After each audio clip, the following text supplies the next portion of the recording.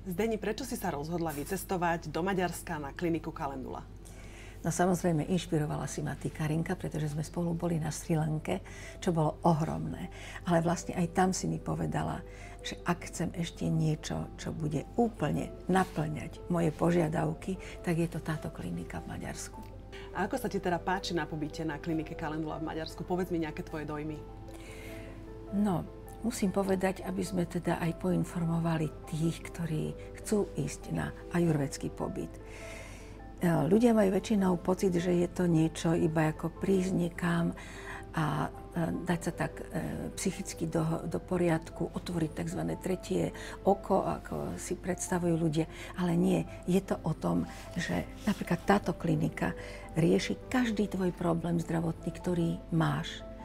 Je to očista duše, očista mysle a zároveň aj liečenie tvojich problémov. Hovorila som tu s dámami, ktoré tu sú a majú rôzne problémy. Jedna napríklad po rozvode a v období klimaktéria zažíva ťažké stavy, nemôže spávať, veľmi pribrala, má aj psychické problémy. Ďalšia má problémy s trávením.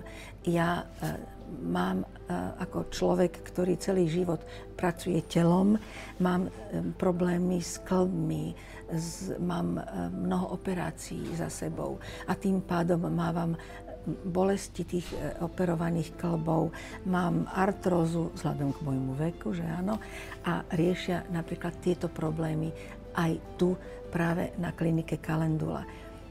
Odporúčam všetkým dámam, ktoré majú nejaký problém, aby sa zamerali na seba. Je veľmi dôležité začať mať rád seba a to môže človek mať rád iba vtedy, keď je so sebou spokojný.